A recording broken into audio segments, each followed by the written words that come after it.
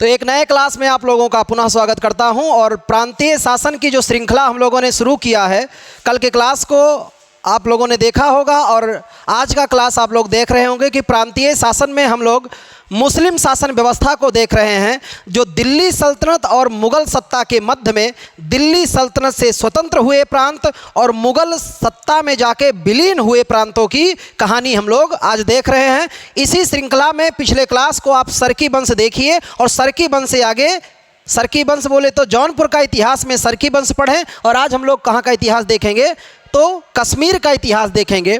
और इस कश्मीर के इतिहास को अगर जानना है तो इसके जानकारी का इकलौता स्रोत है जो सबसे बेहतर, वैसे स्रोत तो बहुत सारे हैं पर एक सबसे व्यवस्थित स्रोत जो है, तो इस कश्मीर के इतिहास का जो जानकारी का स्रोत है प्रमुख रूप से वह है राजतरंगिणी।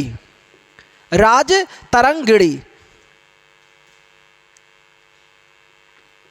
और राजतरंगिणी जो लिखा गया है यह किस भाषा का ग्रंथ है? मूल भाषा किसे कहते हैं? संस्कृत को। इसी को आर्यों की भाषा, पंडितों की भाषा, विद्वानों की भाषा इत्यादि कहा जाता है।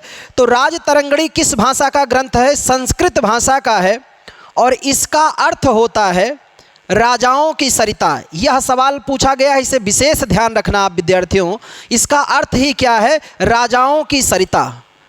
राजाओं की सरिता, जिसे मूल भाषा में सरिता कहते हैं, उसे हिंदी में नदी के नाम से जाना जाता है। संस्कृत में नदी को सरिता कहते हैं, हिंदी में उसे नदी के नाम से जाना जाता है। तो इसका अर्थ ही है राजाओं की सरिता, या कहीं कहीं आपको राजाओं का तालाब लिखा मिलेगा। तो इस राजतरंगिणी का शाब्दिक अर्थ है और इसका लेखक जो था उसका नाम था कल्हड़। उसका नाम क्या है? कल्हड़। और इस राजतरंगिणी में हमें कहाँ का इतिहास मिल रहा है? कश्मीर का। और कश्मीर का कहाँ से इतिहास मिल रहा है? आरंभ से लेकर, यानी शुरुआत से लेकर के और 12वीं सदी तक का। कश्मीर के आरंभ से लेकर 12वीं सदी का इतिहास अगर जानना हो तो आपको क्या पढ़ना होगा? राजतरंगिणी। और इस राजतरंगिणी में कुल कितने तरंग हैं? तो वो तरंग कितने हैं? 8। अब तरंग क्या है मैं आपको यहाँ थोड़ा सा एक उदाहरण से समझाऊं तो ध्यान से देखना दोस्त, कि जिसे हम लोग अपने किताबों में क्या कहते हैं? अध्याय कहते हैं। अध्याय कहा जाता है या भाग कहते हैं अपने किताब में, कि या चैप्टर के नाम से जाना जाता है। जिसे हम लोग अध्याय कहते हैं उसी को हम लोग राजतरंगिणी में क्या कहते हैं? तो उसी को हम लोग राजतरंगिणी में कहते हैं तरंग। समझना मेरी बात को, बिल्कुल बेसिक से है। जिसे आप अपनी किताबों में अध्याय कहते हैं उसी को इसमें क्या कहा जाता है? तरंग कहा जाता है। और जिसे आप लोग अध्याय कहते हैं उसी को रामायण में क्या कहा जाता है? तो रामायण में इसी को हम लोग कांड के नाम से जानते हैं। किस नाम से जानते हैं? कांड के नाम से जानते हैं। और जिसे आप अपनी किताबों में अध्याय कहते हैं उसी को मेरे दोस्त याद रखना कि महाभारत में क्या कहते हैं? तो महाभारत में इसे पर्व के नाम से जाना जाता है। अब उम्मीद है कि आप बिल्कुल समझ पाए होंगे कि यहाँ तरंग का मतलब क्या हो गया? अध्याय हो गया। और कितने अध्याय हैं? 8 अध्याय हैं। कितने अध्याय हैं? 8 अध्याय हैं। किसमें? तो राजतरंगिणी में 8 अध्याय हैं। और इस अध्याय को क्या कहते हैं? तरंग। रामायण में कांड, महाभारत में पर्व कहते हैं। और राजतरंगिणी में कुल कितने अध्याय हैं? 8। महाभारत में कुल कितने अध्याय हैं जिन्हें पर्व कहते हैं? 18। और रामायण में कितने कांड हैं? 7। याद रखना, भूलना मत कि कहते हैं कि रामायण में कितने कांड हैं? 7। मानव का जीवन कितने दिन का है? 7 दिन का है। इंद्रधनुष का रंग भी कितना होता है? 7। और रंग भी कितने प्रकार के? 7 प्रकार के। तो जीना भी 7 दिन में है, मरना भी 7 दिन में है। अगर आप ये सोच रहे हो कि 8वां दिन आने वाला है तो जीवन में कभी नहीं आने वाला है दोस्त। बिल्कुल आज से अपने मन से ये बुरे ख्याल निकाल दो कि मैं पढ़ाई, कई बार छात्र के सामने ये चुनौती आती है, वो कहता है कि नहीं हम सोमवार से पढ़ाई शुरू करेंगे, मंगलवार से शुरू करेंगे। बोले काहे? बोले हमारे बाबा चला गए हैं यह दिन, हम ना पढ़ब, हमारे यहाँ इसका अशुभ माना जाता है। अरे मेरे पागलों, जब दिन ही 7 बने हैं, इसी 7 में जीना है, इसी 7 में मरना है, तो किसी आने जाने का गम किस बात का? जो क्रांतिकारी वीर योद्धा होते हैं वो कभी दिन और मुहूर्त नहीं देखते, वो सदैव अपने कार्य पर बिल्कुल निष्ठावान होकर के अपने कार्य पर आगे बढ़ते रहते हैं। तो उठो, जागो और तब तक बढ़ो जब तक अपनी मंजिल को प्राप्त न कर लो। तो इस इतिहास को जान पाओगे कैसे आप? कौन से इतिहास? कश्मीर के इतिहास, राज तरंगड़ी से, जिसमें कुल कितने तरंग हैं? 8। और तरंग मतलब क्या हो गया? अध्याय। और इस 8 तरंगों में कश्मीर के 3 वंशों का उल्लेख मिलता है मेरे दोस्त। एक का नाम है कारकोट वंश, कारकोट वंश, दूसरा है उत्पल वंश, और एक वंश और आता है लोहार वंश। उम्मीद है लोहार वंश की याद आपको आ रही होगी, क्योंकि इसी वंश की शासिका रानी दिद्दा थी जिसने महमूद गजनबी लुटेरे को नस्तानाबूद कर दिया था। और इस ग्रंथ के बारे में कहते हैं कि कल्हड़ लिख ही रहा था और आखिरी अध्याय लिखने से पहले इसका अध्याय समाप्त हो गया। किसका? कल्हड़ का। और कल्हड़ के इंतकाल हो जाने से इस कश्मीर के इतिहास को आगे बढ़ाने का जिम्मा वहाँ के शासक ज़ैनुल आबदीन ने संभाला और उसने अपने दरबारी लेखकों को नियुक्त किया। तो इस राज तरंगड़ी को पूर्ण किसने किया? तो पूर्ण किया जौन राज। और जौन राज का एक शिष्य था जिसका नाम था श्रीवर। क्या नाम था? श्रीवर। और एक बिंदु जो आपको राज तरंगड़ी पे बिल्कुल याद रखना है वो यह कि इसे भारत का प्रथम ऐतिहासिक ग्रंथ माना जाता है, प्रथम ऐतिहासिक ग्रंथ माना जाता है। इस लाइन को खूब याद करना, आपको रखना है कि प्रथम ऐतिहासिक ग्रंथ किसे माना गया है? राज तरंगड़ी को माना गया है। इसके अलावा पाणिनि की अष्टाध्यायी में और तमाम और ग्रंथ हैं जिसमें कश्मीर का इतिहास मिलता है। तो कश्मीर में इतिहास को जानने के लिए राज तरंगड़ी हम लोगों ने देखा। और आगे अब बात करेंगे कश्मीर में एक वंशावली की बात हमें करना है, और वो कौन सी वंशावली जो मुस्लिम सत्ता को यहाँ संचालित करेगी उसको हम लोग देखते हैं। तो इसमें अगली हेडिंग जो आप लोग हमारे साथ ही लगाते चलिए। और जैसा कि कल हम लोगों ने जौनपुर में पढ़ा एक मुस्लिम सत्ता सरकी वंश, वैसे आज हम लोग पढ़ेंगे कश्मीर में कौन सा वंश? तो एक मुस्लिम वंश पढ़ेंगे जिसका नाम क्या है? तो उसका नाम है शाहमीर वंश। क्या नाम है? शाहमीर वंश। शाहमीर वंश ये कश्मीर का पहला मुस्लिम वंश बताया जाता है जिसका नाम क्या है? शाहमीर वंश। और इस शाहमीर वंश का संस्थापक भी जो था उसका नाम भी क्या था? शाहमीर। और शाहमीर को कश्मीर का पहला मुस्लिम शासक माना जाता है, कश्मीर का पहला मुस्लिम शासक। इसे खूब याद रखना दोस्त आप कि कश्मीर का पहला मुस्लिम शासक जो हुआ उसका नाम क्या है? शाहमीर। और कहते हैं इस वंश को आगे बढ़ाने का जो जिम्मा आया वो किसके ऊपर? शिहाबुद्दीन के ऊपर। इस वंश का वास्तविक संस्थापक शिहाबुद्दीन था, लेकिन इस वंश का सबसे क्रूर शासक कहा जाए तो उसका नाम क्या था? सिकंदर। किस वंश का? शाहमीर वंश का। तो पहले बात करें कि शाहमीर वंश का सबसे क्रूर शासक था। ये कैसा शासक था? क्रूर शासक था। और ये क्रूरता किसके लिए? केवल हिंदुओं के लिए। और कहते हैं कि यह एक कट्टर मुसलमान था। कैसा था? कट्टर सुन्नी मुसलमान था, सुन्नी मुसलमान था। क्योंकि दुनिया में जानते हो सर्वाधिक आबादी किसकी है? सुन्नी मुसलमानों की। और सबसे कम आबादी लगभग 15% से कम आबादी किसकी है? शिया मुसलमानों की। तो कट्टर सुन्नी मुसलमान था और इसकी नीतियाँ जो थी, धार्मिक नीतियाँ, वो सबसे ज़्यादा प्रभावित किसे की हैं? तो सबसे ज़्यादा प्रभावित किया है मेरे दोस्त हिंदुओं को। और हिंदुओं पर क्या प्रभावित किया? बिल्कुल सामने ध्यान से देखना और जितना संभव हो सके दोस्त सुना भी करो। जितना बेहतर सुनोगे एग्ज़ाम में उतना अच्छा गोला भर पाओगे, इसलिए सुनने पर खूब फोकस करो। जितना प्रयास हो सके उतना ध्यान से सुनो और फिर आप इसको लिखो। तो ये कह सकते हैं कि किसके प्रति धार्मिक रूप से कट्टरता अपनाया था? हिंदुओं के प्रति। हिंदुओं के प्रति इसकी जो कठोर नीति थी, हिंदुओं के प्रति कैसी नीति? कठोर नीति अपनाया। और इस कठोर नीति का परिणाम आप देख सकते हैं। पहला कठोरता तो इसने बरपा क्या कि पहली कठोरता थी, इसने हिंदुओं पर क्या लगा दिया? जजिया कर। क्या लगाया? जजिया कर लगाया। यानी कश्मीर में ये कर केवल कहाँ लगाया गया? कश्मीर के हिंदुओं पर जजिया कर लगाने वाला पहला कश्मीर का शासक कौन है? सिकंदर। और दूसरा याद क्या रखना है? इसने हिंदुओं के मंदिरों को तोड़वाया। हिंदुओं के क्या किया, मंदिरों को इसने तोड़वा डाला। और वो जो मंदिर तोड़वाया उसमें प्रमुख मंदिर आता है एक सूर्य का मार्तंड मंदिर। इसके अलावा चक्रेश्वर वगैरह और सारे भी प्रमुख मंदिर आते हैं, लेकिन मार्तंड मंदिर की एक अलग विशेषता है। और इतना ही नहीं, कहते हैं दोस्त इसने क्या किया, हिंदुओं को सार्वजनिक रूप से चंदन लगाने पर निषेध लगा दिया और कहा कि अगर कोई हिंदू चंदन लगाते मिला तो उसका सर धड़ से अलग कर दिया जाएगा। इतना ज़्यादा इसने हिंदुओं पर क्रूरता बरपी कि हिंदुओं ने अपना घर यहाँ से छोड़ना आरंभ कर दिया। और हिंदू यहाँ से क्या किए, इसके काल में हिंदुओं ने कश्मीर छोड़ा। हिंदुओं ने क्या किया, हिंदुओं ने कश्मीर को छोड़ दिया, यानी यहाँ पर इसकी क्रूरता को बर्दाश्त नहीं कर पाए और कश्मीर को छोड़कर चले गए। इतना ही नहीं, इसने क्या किया, हिंदुओं की एक प्रथा थी जिसका नाम क्या था, सती प्रथा।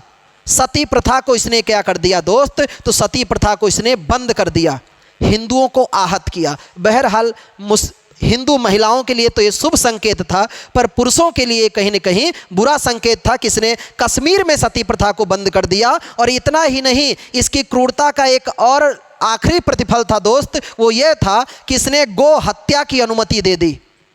गो हत्या की क्या दे दी, अनुमति दे दी कि गाय का मांस भी अगर उस समय मुस्लिम खाना चाहते हैं तो खा सकते हैं, इस पर कोई निषेध नहीं लगाया जाएगा। और ये सब काम इसने क्यों किया, तो कहते हैं इसका एक मंत्री था, इसका एक मंत्री बना जिसका नाम क्या था, सुहा भट्ट। मंत्री का नाम क्या है, सुहा भट्ट।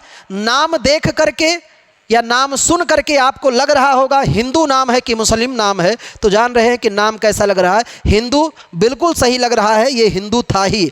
लेकिन जैसे इसका मंत्री बना, इसने क्या स्वीकार कर लिया, इस्लाम स्वीकार कर लिया दोस्त। और जैसे ही इसने क्या स्वीकार किया, इस्लाम स्वीकार किया, इसने अपने स्वरूप को ही नहीं बदला, अपने जाति के खिलाफ, अपने धर्म के खिलाफ इसके अंदर से ज्वाला निकलने लगी और अपने मालिक को सलाह दिया कि इन हिंदुओं को नस्ता नाबूद कर दो। तो कहते हैं जितना कार्य इसने किया था, किसके सलाह पे, सिकंदर ने जितना हिंदू विरोधी कार्य किया सब सुहा भट्ट के सलाह पर। तो कहते हैं सुहा भट्ट बाद में क्या हो गया, हिंदुओं का विरोधी हो गया था।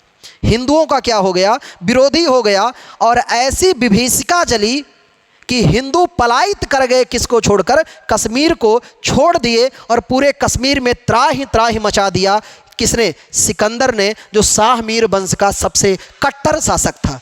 और कहते हैं यहाँ से बदलाव की घड़ी जो शुरू हुई, वह कैसे शुरू हुई, तो इसके बाद जो सत्ता संभाला उस सबसे महान शासक, अगला नाम जो आता है, इस शाह मीर वंश को बिल्कुल आकाश पर पहुंचा दिया। और इसकी ख्याति आज भी हम लोग भूल नहीं सकते हैं, शाह मीर वंश की। वो जो शासक अगला आ रहा है उसके नाम को आज भी हम लोग जानते हैं और इतिहास में वहाँ से सवाल खूब किए जाते हैं।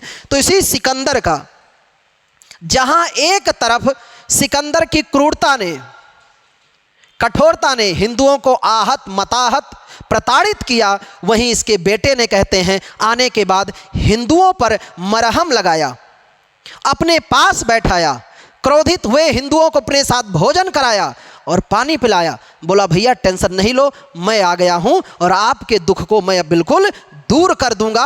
अच्छे दिन अब आने वाले हैं। और कहते हैं कश्मीर में अच्छे दिन की शुरुआत हुई जब गद्दी पर इस शाह मीर वंश का वास्तविक नायक बैठा, जिसे हम लोग कहते हैं ज़ैनुल आबदीन। और ये जानकारी के लिए मैं बताऊं आपको, तो ज़ैनुल आबदीन आपको कैसे याद होना चाहिए, तो जब मैंने आपको बताया इतिहास में कुल कितने अकबर हैं, 4।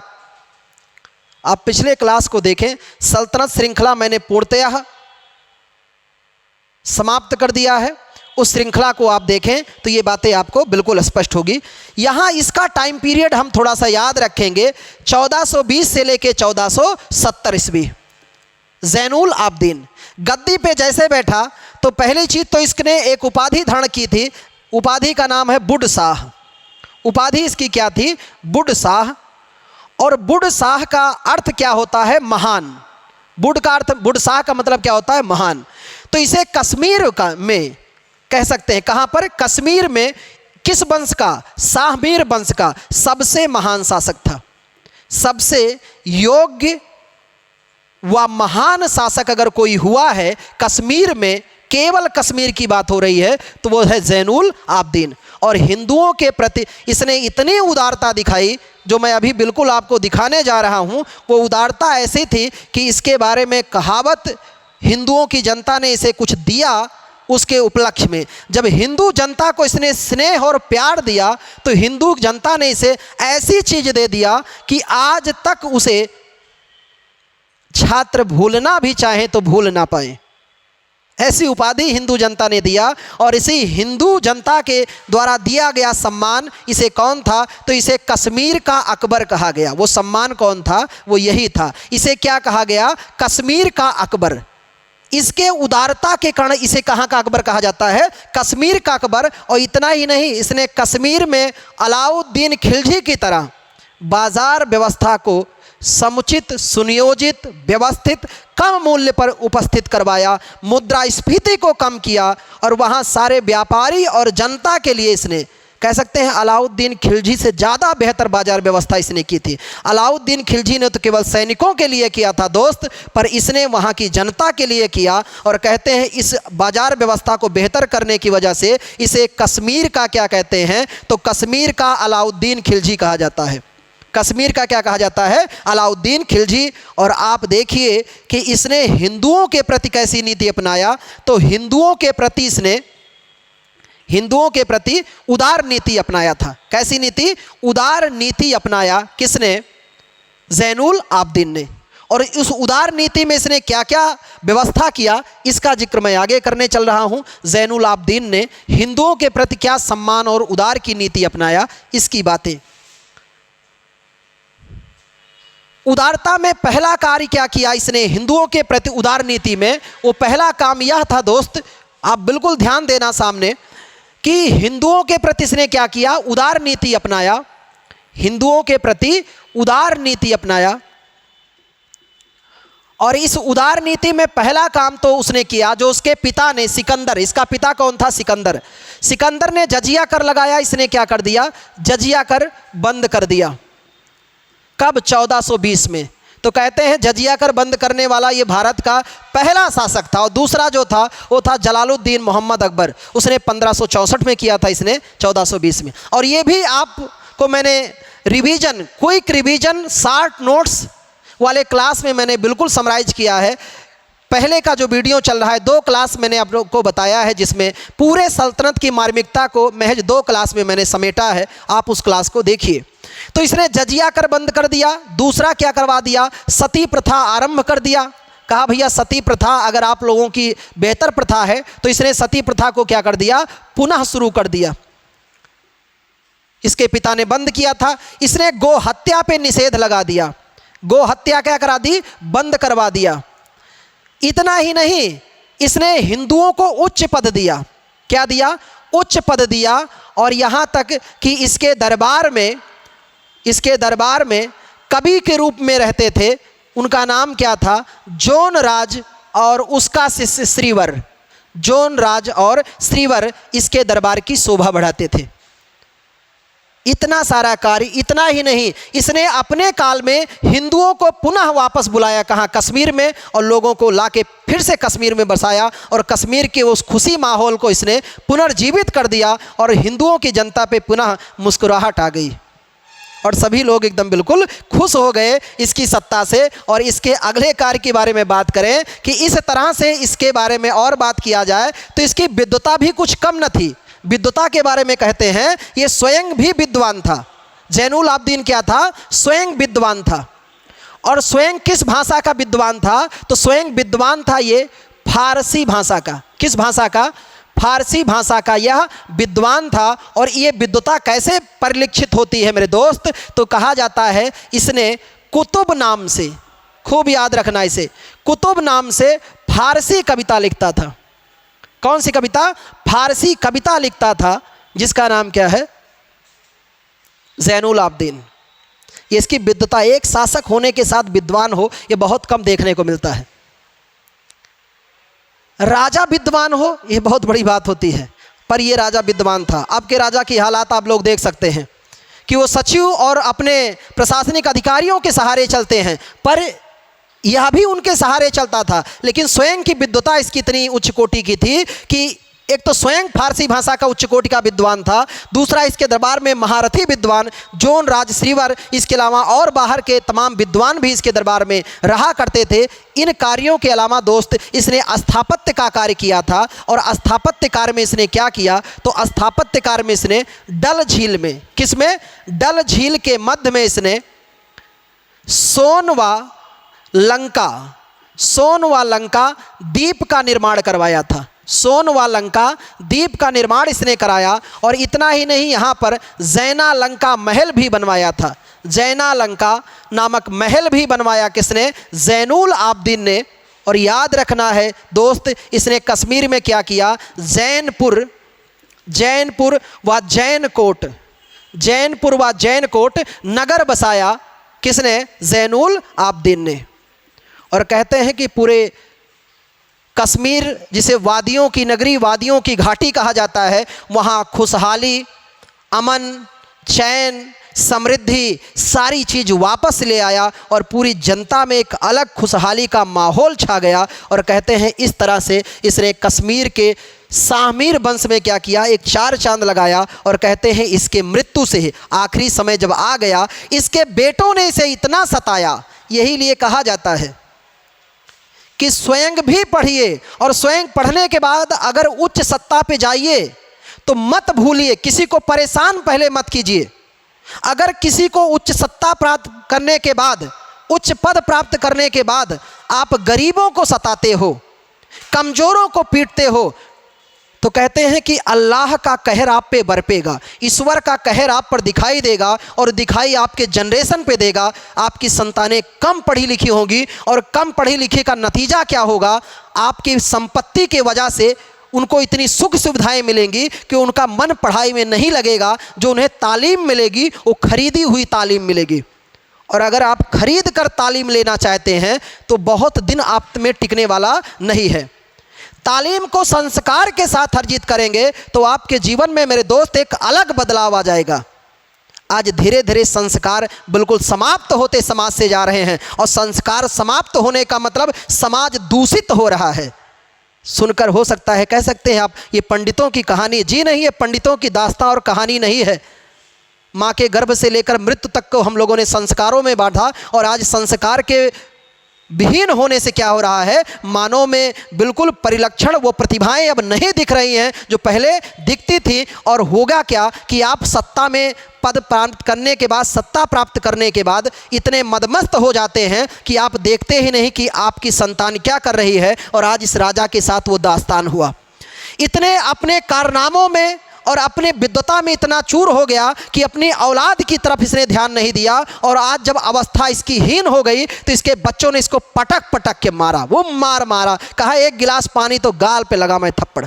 इसकी बातों को सुनना मना कर दिया। अगर ये बोले दाएं जाओ तो बाएं जाते थे। ये बड़ा दुखी हुआ, रोने लगा, अश्रुपान किया। लेकिन गांव में कहावत है ना कि अब पछताए होत क्या, जब चिड़िया चुग गई खेत। समय अब रह न गया, अवस्थाएं हीन हो चुकी थी। यमराज के यहाँ से मैसेज आ चुका था कि निकलना है, तुम्हारा समय पूरा हो चुका है, तुम्हारा पासपोर्ट तैयार है। और कहते हैं इसने अपने आखिरी समय में अपने बेटों के दुखों को इसने दर्शाया। तो इसने एक रचना लिखवाया था, एक ग्रंथ इसने लिखवाया जिसका नाम था शिकायतनामा। शिकायतनामा, इसका ग्रंथ जो है उसका नाम क्या है दोस्त, शिकायतनामा। शिकायतनामा। तो ये भी ध्यान रखना ये किसका ग्रंथ था, जैनुल आबदीन का। इस प्रकार क्या हुआ, इसकी मृत्यु हुई, और मृत्यु से ही क्या हो गया, मृत्यु के बाद इसे कश्मीर में दफना दिया गया। और कहते हैं इस वंश का अंत हो गया। इस वंश का क्या हो गया, इस वंश का अंत हो गया। और लगभग 1586 के आसपास जलालुद्दीन मोहम्मद अकबर ने क्या किया, कश्मीर को मुगल सत्ता में शामिल कर लिया। कश्मीर की स्वतंत्रता यहाँ से क्या हो गई, समाप्त हो गई। तो उम्मीद करते हैं कि आपको कश्मीर में इस शाहमीर वंश के बारे में पूर्णतया समझ में आया होगा, जिसे आपको ध्यान में रखना है। शाहमीर वंश कहाँ पर, कश्मीर में। कश्मीर को जानना है तो राजतरंगड़ी पढ़ना है। किसने लिखा है, कल्हड़ ने लिखा है। कितने अध्याय हैं, 8 हैं। किसने पूरा किया, यौन राज श्रीवर ने। और इस कश्मीर में एक मुस्लिम वंश पढ़ रहे हैं जिसका नाम है शाहमीर। संस्थापक कौन है, शाहमीर। वास्तविक संस्थापक है शिहाबुद्दीन। सबसे क्रूर शासक है सिकंदर। सबसे महान शासक है जैनुल आबदीन, जिसे मैंने अभी तक आपको बताया।